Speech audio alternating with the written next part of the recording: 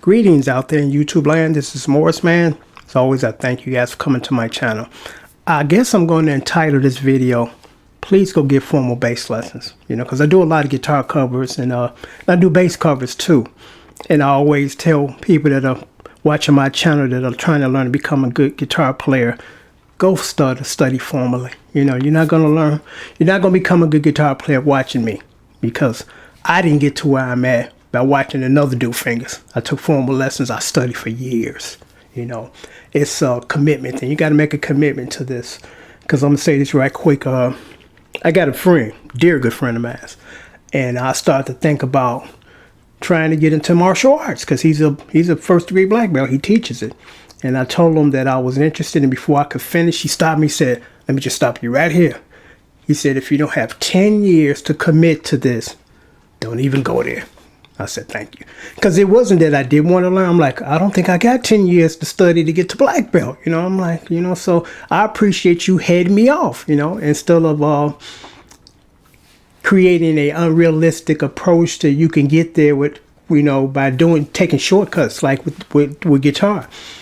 So I make an emphasis on that for guitar, but today I'm going to make an emphasis on that on bass too, because it applies to bass too. Because I'm going to read you a comment I got from a gentleman a couple of months ago. I did a cover of Michael Jackson's "I Can't Help It." I love that song, especially the bass line. It's one of the coolest, jazziest bass lines I've ever heard. And oddly enough, factually, or can't even get out, Stevie Wonder actually wrote that song, and you can hear Stevie's signature sound in that song. And then Pebbles did a cover of it. She did a great job too. So I'm going to read you this because when I do my bass lessons, I put the notes across the screen. So this is the comment I got from this gentleman. He said, I have no idea what those letters mean. Right there, that statement right out of the gate, it's like, go get formal lessons too. You need to know what you need to know. I have no idea what those letters mean. I play by tabs. Tabs is a poor man cheat sheet. Tabs is a shortcut to just putting your finger somewhere, but it's not teaching you what that note is. I strongly urge you guys, toss that, because it's garbage. It's a poor man's cheat sheet. The standard format to become a professional musician is this, not that. Because you can't become a professional and you can't read and you relying on tabs. Because just good, when you go to a professional recording studio, I'm not talking about your friend's basement studio. I'm talking about a full-fledged recording studio where they cut records that sell millions of records. That recording studio, the original one. You go in there and the producer give you sheet music, None of this tab stuff would put your finger here, so that's why you shouldn't waste your time with that. Because if you become a professional grade musician, and one might say, well, I ain't trying to be a professional musician. Guess what? I wasn't either. You know what I was trying to be, and when I was younger? A professional baseball player.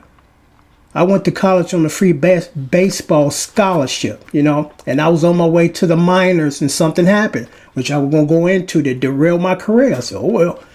So then I really started falling in love with music, because I had already was able to play and play well, but I'm like, this is what I want to do, but then some, faith kicked in and it kicked me out, so that was my first passion, and that's the direction I was trying to go. But I became pretty good at music that I just said, hey, go for it, and then I became a professional musician. And when you go into the professional recording studios, like I said, not your bass friend's buddy's basement studio, you expect it to be able to read. You expect it to write tabulation. Because, should I say this? When you think of the word tab, it's a shortcut or abbreviation for tabulation. Tabulation means write notes, not finger placements. So I just want to make that clear, because I think some people think they're one and the same, and they're not. So I strongly urge anybody that's going to do this, because even if you just want to do it on an enjoyment level, it's good to know everything you need to know. Instead of, I can do this, but I can't do that. You start to limit yourself. So You said I play by tabs. Where can I find the tab? Where can find the tab? I guess you mean where can I find the tabs for this song? I don't know. I don't deal in tabs, and I'm not trying to encourage anybody to deal in tabs because it's a poor man's cheat sheet, and you need to learn notes.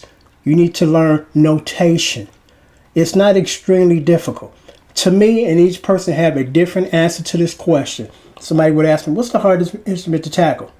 Now, I'm not talking exotic instruments, just the typical bass drums, piano, keyboards, whatever. Me personally, it's keyboard, and I'll tell you why. Let me put this down, and then I'll pick back up on this. When you play guitar and bass, depending on what hand you are, so let's just say you are right-handed or left-handed. No, right-handed.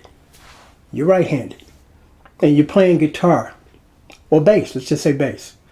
This hand here is very important because this is the hand where you finger your notes. This hand don't mean shit. This hand follow that hand. That's it. There's nothing special about this hand. It's this hand. Unless, again, you're left-handed and then it's the other way around. That applies to guitar playing or bass playing.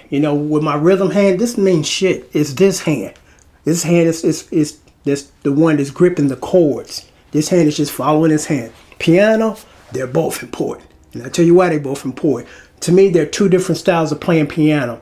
The first one is you're just playing chords, This hand plays the bass notes. This hand plays the chords.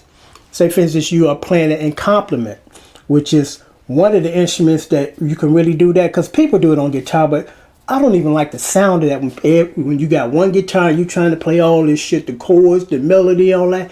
That doesn't move me. It just never did move me because it's not as full as a piano. But when you're playing piano, now this hand, which is normally playing just the bass notes, got to play the chords, while this hand plays the melody. So they're both equally important. I think actually I would say this hand is more important in this case. Yes, actually it is. Than this hand when you're playing piano. That's why I think piano is the most difficult instrument to tackle and tackle well. Because again, with bass and guitar, this hand don't mean shit. It's this hand. This hand is doing all the work. This hand is just following that hand. But that's my opinion. The answer to that question for another person might be something totally different. So, okay, I'm going to read the entire thing again. I have no idea what all those notes, all those letters mean. I play by tab. Where can I find the tab? You make this look so easy, and my ear has made me... Damn. Let me read this again. You have made this look so easy, and my ear has me in the right places watching your hands. But I have no sense of music theory whatsoever. It's not that hard, It just takes a deal of commitment. You got to say to yourself one day, I'm going to do this shit.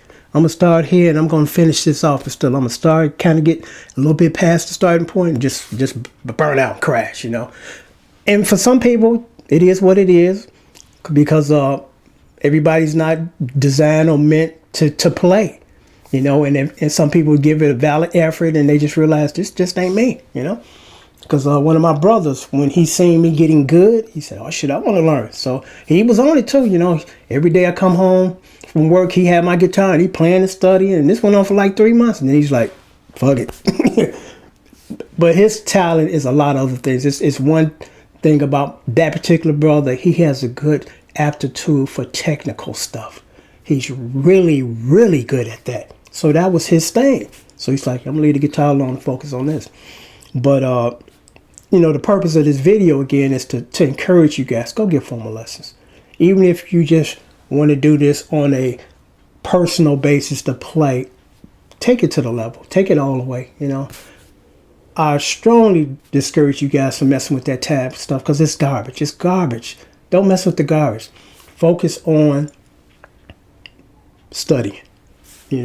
Find someone, pay them for their time. Don't expect hands out. Being a grown-ass man, expect another grown-ass man to give you something for free. Pay the people that provide a service for you. And I'm going to say this and I'm going to sign off because this didn't dawn on me until years later. And I'm going to show you something that's real simple and will take a lot of guesswork out of learning the notes on on the bass or the guitar. This is a typical 4-string. Now, you say to yourself, man, I gotta learn all these notes on 4 different strings. No, you don't. Actually, you only have to learn the notes on the E and the A. And one might ask, well, why not the other ones? You know why? Because the notes on the E string, as far as placement of notes, you can find those same notes on your D string. What I mean by that is this. This is a G. This is a G2. You just keep sliding it down. So, and the same thing with this. This is a C. This is a C. Just slide it up and down. So, basically, technically, you're only learning notes on 2 strings because automatically you know the notes on the other 2 strings because of the original first 2 strings. And that never occurred to me until one day I said, ain't this? It just like a light bulb went up. Boom. It's like, man. Because I just never thought about it. So it's not that difficult to find the notes on your bass. It's not that difficult to read notation notes. Because like this gentleman said, he didn't know what these letters were meant. They're not letters, they're notes, you know. And again, when you take formal lessons, you're taught all that stuff.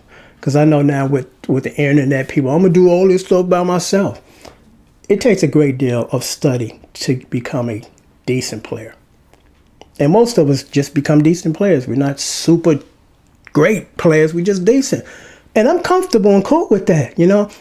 You know, when you first start off, you have this unrealistic expectation. I'm going to be like Ernie Ives. I'm going to be like Eddie Van Halen. Those were my 2 guitar heroes. I'm like, I'm going to try to get there. It's a joke, you know. But I did become good enough to play professionally. I'm like, I'm happy where I'm at musically. I am, you know. As you get older, you get a little better. But I'm like, don't get discouraged when you can't do the things that these exceptional players are able to do. And those are exceptional players, you know, but just getting the job done will satisfy the average music listener. You know, no guy that has no music experience is not going to critique you. So, well, you missed that and you ain't that fast and you ain't running the scales. No one's going to come to you and say that kind of stuff, you know. So, you know, one of my favorite bass players of all time, believe it or not, is Cool in the Game. Robert Bell, I think his name is. Because he got a brother in the group. But the bass player for Cool in the Game just gets the job done. He's not all these real fast notes and playing melodies on his bass and all that stuff. He's just getting the job done.